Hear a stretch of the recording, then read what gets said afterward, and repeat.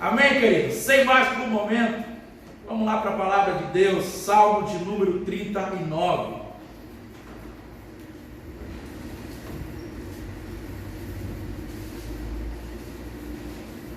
Livro dos Salmos, número 39.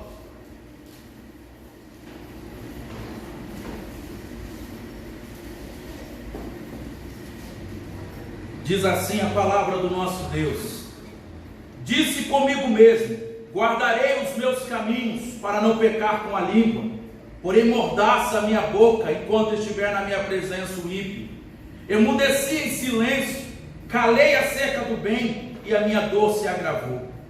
Esbraceou-se-me no peito o coração. Enquanto eu meditava, ateou-se o fogo. Então disse eu com a própria língua: dai-me a conhecer, Senhor, o meu fim, e qual a soma dos meus dias, para que eu reconheça a minha fragilidade. Deste aos meus dias o comprimento de alguns palmos.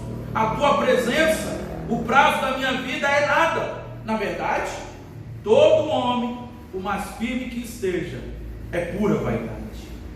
Com efeito, passa o homem como uma sombra, em vão se inquieta, amontoa tesouros e não sabe quem os levará. E eu, Senhor, que espero? Tu és a minha esperança. Livra-me de todas as minhas iniquidades. Não me faças o opróbrio do insensato. Emudeço, não abro meus lábios, porque tu fizeste isso. Tira de sobre mim o teu flagelo, pelo golpe de tua mão estou consumido.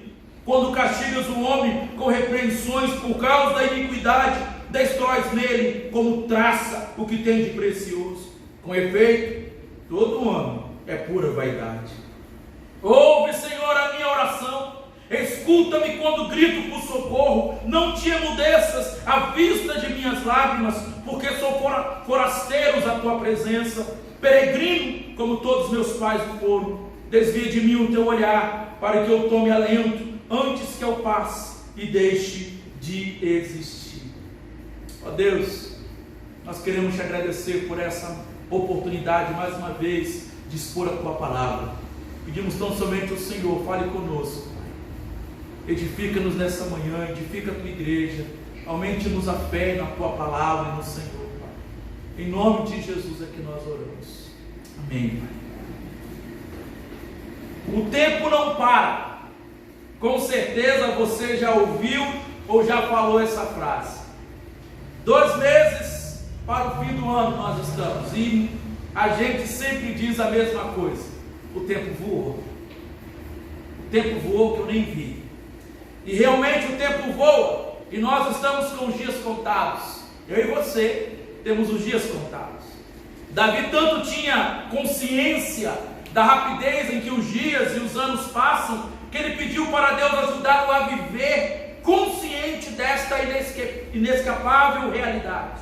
Ele disse assim no versículo 4: dá-me a conhecer, Senhor, o meu fim, e qual a soma dos meus dias, para que eu reconheça a minha fragilidade. A gente não costuma muito pensar nessas coisas. Entretanto, o Salmo 39, contrastando aqui a mentalidade atual, o Salmo 39 é um convite, ele nos convida a refletir sobre a brevidade da vida. O problema é que muitas pessoas e o mundo, eles não gostam de pensar especialmente sobre questões do tipo a vida, sobre a morte e sobre a eternidade. Não gostam. Pensar sobre essas coisas estraga a diversão, nos torna pessoas mais difíceis de sermos manipulados. A natureza humana por si só é incapaz de refletir sobre as questões eternas, essas questões que trazem preocupações, pelo menos no nível espiritual. Muitos não gostam de pensar. Além de lhe faltar o desejo por essas coisas, a nossa natureza não consegue compreender algumas realidades. Paulo vai dizer sobre isso no capítulo 2 da sua carta aos Coríntios, no verso 14: ora, o homem natural não aceita as coisas do Espírito de Deus, porque eles são loucura, e não pode entendê-las, porque elas se discernem espiritualmente. A verdade é, queridos irmãos, que nós temos a falta de vontade de pensar, a incapacidade da nossa natureza humana de aprender as coisas do Espírito, e adiciona-se a isso a ação do diabo, que odeia nos ver pensando sobre o sentido da vida. O diabo não quer que eu e você pensemos nessas coisas, especialmente no fato de que todos certamente passarão a eternidade ou com Deus ou no inferno sem Deus. Assim, portanto, o mundo, a carne e o diabo conspiram para nos manterem ocupados demais, entretidos demais, nos divertindo demais, para não termos tempo para pensar nessas coisas. Isso me lembra a genialidade de C.S. Lewis, que levou a escrever uma obra de fantasia fantástica, Cartas de um Diabo ao Seu Aprendiz. Eu não sei se você já leu esse livro. E C.S. Lewis aqui ele escreve esse livro com o objetivo de mostrar que o diabo ele quer instruir o seu aluno a agir de forma a manter aquela pessoa ou manter alguém bem longe do inimigo, que segundo ele era Deus. O que ele fez através de 31 cartas que compõem o livro. Já na primeira carta, note bem, a tática daquele diabo por seu aluno era fazer confundir o intelecto ou o raciocínio do paciente. De que forma que eles faziam isso? Não permitindo que ele aprenda. O diabo queria mostrar ao seu aluno: olha, você não pode permitir que eles aprendam, mas você tem que confundir eles, fazendo valorizar jargões e não argumentações. A argumentação é coisa de Deus, explica aquele diabo. A argumentação desperta a razão, e a razão, uma vez despertada, poderá levar o paciente a descobrir a verdade, e a verdade liberta. Outra coisa, o paciente deve ser levado a desprezar o pensamento e o raciocínio nas coisas universais, como a vida, a morte e a eternidade. Por quê? Para que ele se concentre no fluxo de experiências sensoriais e imediatas. Eu senti um calafrio, senti um arrepio. Ele precisa acreditar que essas experiências sensoriais sejam de fato a vida real.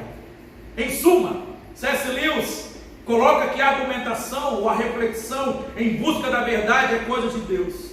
O diabo, por sua vez, vai sempre pela banalidade, pelo entretenimento e pela diversão. Ele vai pelo fluxo de experiências sensoriais e imediatas.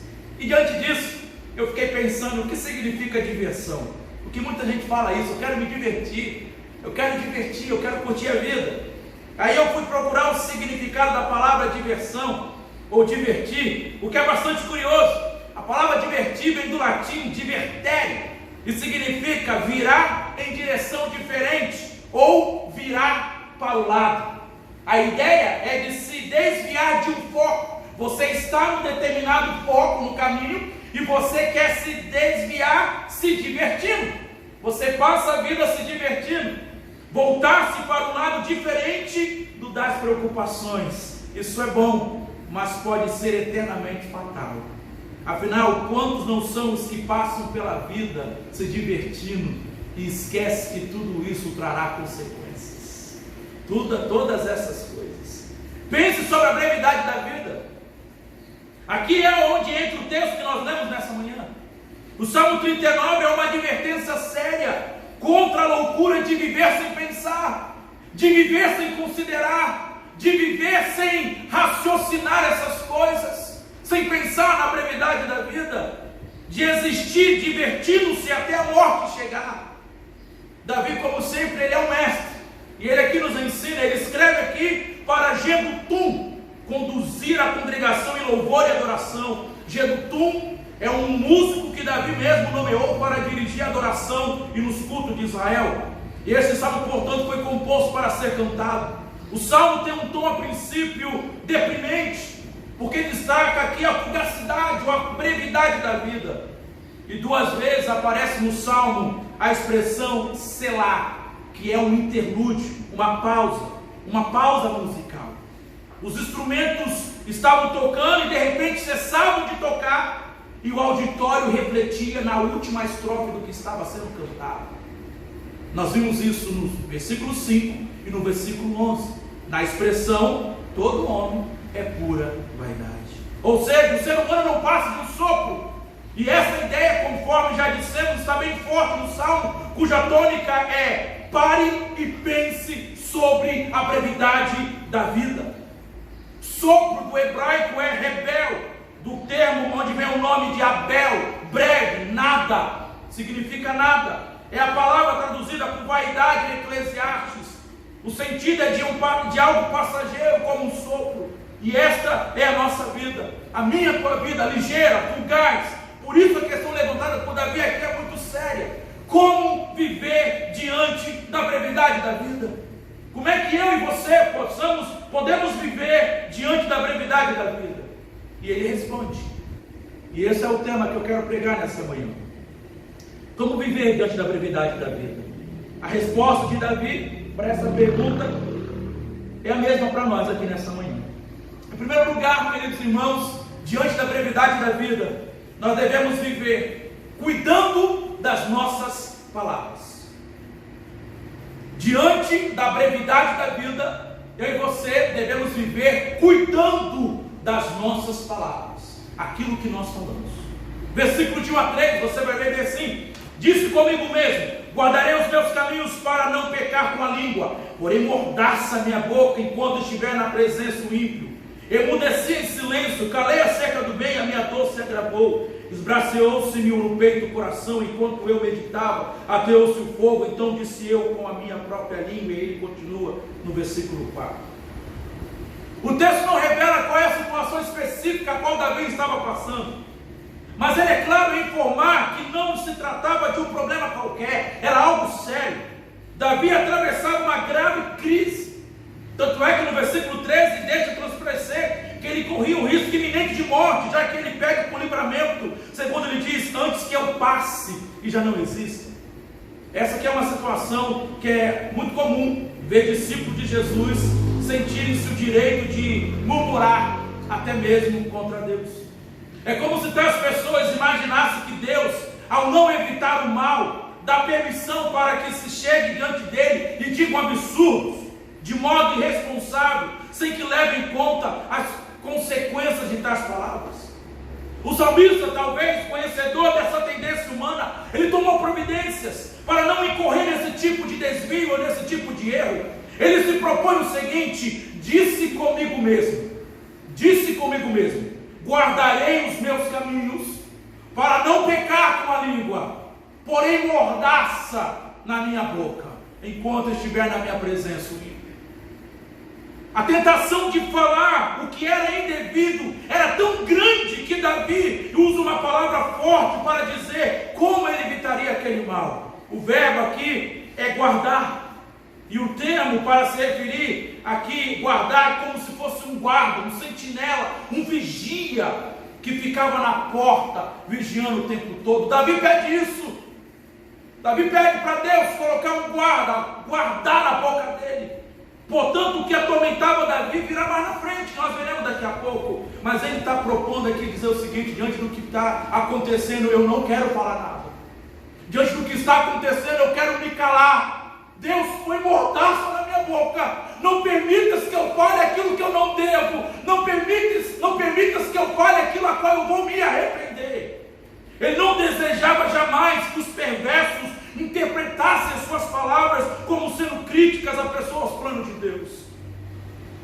Mesmo ao ponto de explodir-se por dentro, Davi escolheu não abrir a boca na presença dos perversos. E quando ele finalmente falou, ele falou com Deus, e com Deus somente.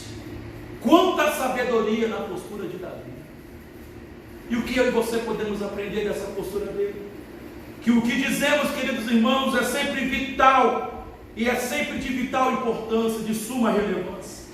Podemos pecar tanto nas nossas posturas como naquilo que falamos. A língua pode ser um instrumento mortal, Tiago já disse isso. É melhor ficarmos em silêncio do que dizermos coisas das quais possamos nos arrepender. O ímpio, as pessoas que vivem a nosso lado, às vezes ouvem aquilo que nós falamos como cristãos, como alguém que vem à igreja, como alguém que lê Bíblia, alguém que teme a Deus, alguém que ouve a voz de Deus. Eles ouvem o que dizemos, o que falamos, e às vezes eles interpretam errado aquilo que falamos. Por isso que Davi toma cuidado diante da presença dos ímpios.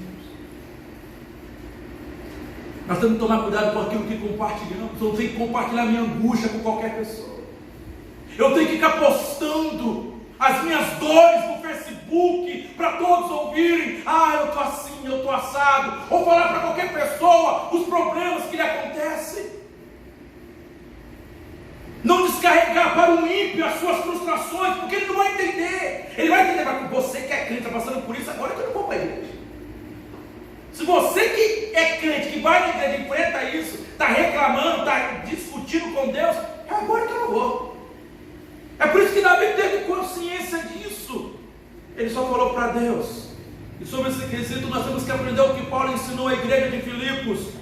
No capítulo 4, versículo 6, não andeis ansiosos de coisa alguma, em tudo porém sejam conhecidas diante de Deus as vossas petições, pela oração, pela súplica, com ações de graças. Fala com Deus. Por isso, igreja, tome cuidado com suas palavras. Afinal, nós estamos sempre diante do velho problema e do dilema de muitos.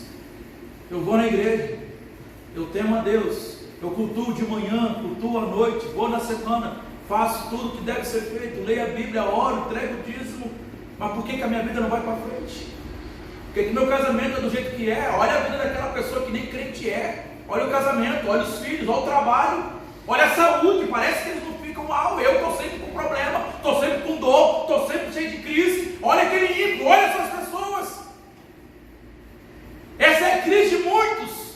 Se questionam por que estão vivendo o que vivem, como se eles estivessem ou merecessem algo melhor, sendo que eu e você não passamos de nada. O que temos, nós temos que ser gratos pelo que temos e que somos.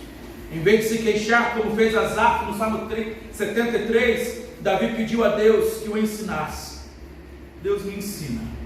Pedir isso a Deus é a melhor coisa. Então, diante da brevidade da vida, cuidado com aquilo que você fala. Diante da brevidade da vida, cuidado com as palavras.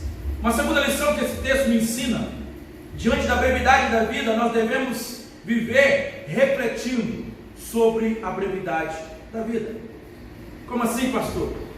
Versículo 4 a 6, olha o que Davi pede a Deus: dá-me a conhecer, Senhor, meu fim, e qual a soma dos meus dias, para que eu reconheça a minha fragilidade. Deste aos meus dias o cumprimento de alguns palmos. A tua presença, o prazo da minha vida é nada. Na verdade, todo homem, por mais firme que esteja, é pura vaidade. Com efeito, passa um homem como uma sombra, em vão se inquieta, amontoa tesouros e não sabe quem os levará. Em outra tradução vai dizer o seguinte: mostra-me, Senhor, como que é breve o meu tempo na terra. Mostra-me que meus dias estão contados e que a minha vida é passageira. A vida que me deste não é mais longa que alguns palmos, e diante de ti, Senhor, toda a minha existência não passa de um momento. Na verdade, o ser humano não passa de um sopro. Somos apenas sombras que se movem, e nossas inquietações não dão em nada. Acumulamos riquezas sem saber quem as gastará. O cuidado com as palavras que Davi teve lhe fez orar a Deus, buscar a Deus, em vez de se desabafar com os homens e correr o risco de ter suas palavras distorcidas e mal usadas. O diálogo de Davi com Deus é muito edificante. Note bem aqui, queridos, as emoções dele são contrastantes. De um lado, ele reconhece de que a vida é muito passageira. A vida é passageira. Aí quando ele olha, a minha vida é muito breve. Eu sou passageiro. O versículo 5 é reconhecedor dessa breve realidade. Deste aos meus dias o cumprimento de alguns palmos. De alguns palmos. Agora pare e pense, queridos irmãos. A duração da vida pode ser medida em centímetros. Trata-se aqui de uma linguagem, de uma figura poética para descrever quão curta é a nossa vida. Obviamente que tudo que é por nós ajuntado ficará aqui. Mas algumas pessoas acham que não. Por isso que Davi, no versículo 6, ele diz assim: com efeito, passa o homem como uma sombra, em vão se inquieta, amontoa tesouros e não sabe quem os levará. Isso me faz lembrar quando Jesus contou a parábola do rico insensato, lá de Lucas capítulo 12. Cuidado, guardem-se de todo tipo de ganância. A vida de uma pessoa não é definida pela quantidade de seus bens. Então lhes contou uma parábola. Um homem rico tinha uma propriedade fértil que produziu boas colheitas. Pensou consigo: o que devo fazer? Não tenho espaço para toda a minha colheita. Por fim ele disse: já sei, vou derrubar os celeiros e construir outros maiores. Assim terei espaço suficiente para todo o meu trigo e meus outros bens. Então direi a mim mesmo: amigo, você guardou o suficiente para muitos anos, agora descanse, coma, bebe e alegre-se. Mas Deus lhe disse: louco, insensato, sem juízo, você vai morrer essa noite. E quem ficará com o fruto do seu trabalho? Quem ficará com os seus bens? Sim, é loucura acumular riquezas terrenas e não ser rico para com Deus. É loucura presumir que a vida é tudo o que há, ou seja, é loucura viver apenas o aqui e o agora, sem ter a eternidade como perspectiva. É insensatez pensar que a nossa vida se limita aqui e agora. É insensatez eu pensar que a minha vida se limita só aqui nesse momento. Eu preciso pensar na eternidade. Eu preciso pensar no onde eu irei passar a minha eternidade. Por isso que o conselho bíblico de Cristo Jesus é acumular tesouros nos céus, não na terra. Não ficar correndo atrás dessas coisas, não deixar de viver por causa dessas coisas, não deixar de experimentar Deus, desenvolver com as coisas de Deus, desenvolver a obra de Deus por causa dessas coisas. Davi, ao refletir sobre a brevidade da vida, ele aprendeu pelo menos aqui 2 lições que eu compartilho com você. Que o tempo que temos para viver, por mais breve que seja, não é fruto do acaso ou acidente, mas nos foi dado pelo próprio Deus. O tempo que nós temos nessa terra, por mais breve que seja, por mais curto que seja, não é fruto do acaso, não é fruto de um acidente, foi dado pelo próprio Deus. É isso que ele diz no versículo 5. Logo haverá tempo bastante para vivermos o que Deus tem para cada um de nós viver. Porque ninguém morre fora do tempo de Deus. Ninguém morre muito cedo e nem morre muito tarde. Todos morrem no tempo certo. E a Deus devemos prestar conta. Nós deveremos e vamos prestar conta do tempo que nos é dado. Por isso nós temos que viver para a glória de Deus. Deus vai pedir conta do tempo que Ele deu para mim e para você aqui nessa terra. O que você fez com o tempo que eu te dei? Com a vida que eu te dei? Curto é o tempo que temos para viver nessa vida terrena. É muito curto, sim. Cada instante dessa vida, dessa existência, deverá ser dedicado para o nosso relacionamento com Deus. Porque é a Ele que nós temos que prestar conta. Afinal, a eternidade com Deus é a realidade mais definida e certa que nós temos. O que você tem de certeza? Você vai para casa depois? Que te garante que você vai chegar em segurança em casa? Qual segurança você tem que você vai chegar amanhã, segunda-feira? Qual é a segurança que você tem que você vai chegar até a noite? Eu não tenho nenhuma. A única certeza que eu tenho é que Cristo virá e eu vou passar a eternidade com Ele. É a única certeza. Então é Ele, e é Ele que eu tenho que viver. Somos apenas como sombras que se movem e as nossas inquietações não dão em nada. Acumulamos riquezas sem saber quem as gastará. Quem vai gastar aquilo que nós morremos de trabalhar para juntar? Por isso, meu irmão, não morra de trabalhar. Trabalhe para viver, mas não morra de trabalho. Não morra. Viva com Deus. Aí sim, você vai entender o que significa viver para a glória de Deus. Última lição que esse texto me ensina: como viver diante da brevidade da vida. Versículo 7. Confiando com esperança no Senhor. Confiando com esperança no Senhor.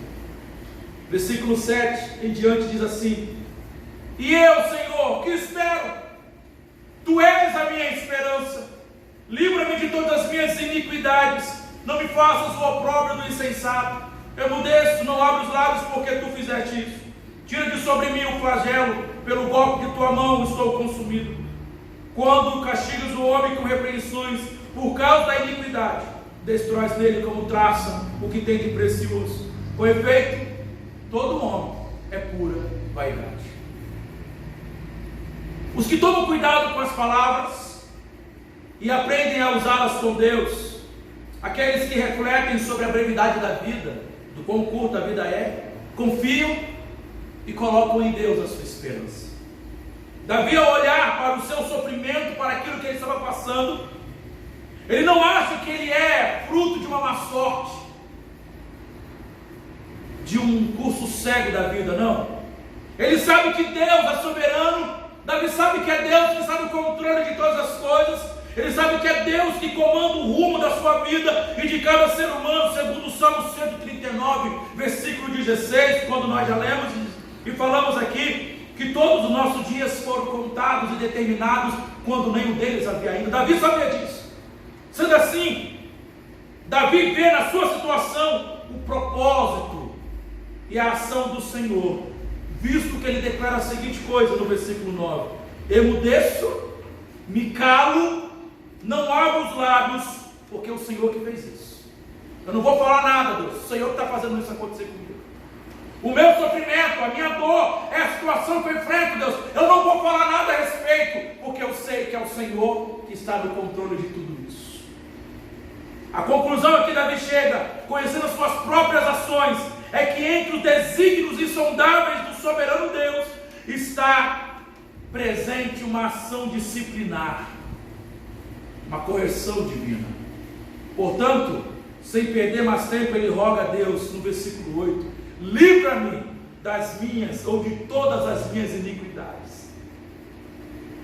Isso não quer dizer que todo sofrimento da vida seja uma disciplina de Deus, mas certamente cada um conhece o seu próprio andar e tem base suficiente para avaliar o que acontece com cada um. Nós temos que olhar para a nossa vida. O que acontece comigo é por causa de quê? O que eu estou vivendo que eu vivo? O que eu deixei de fazer? Ou o que eu fiz demais para passar por o que eu estou passando? Como é que eu estou espiritualmente?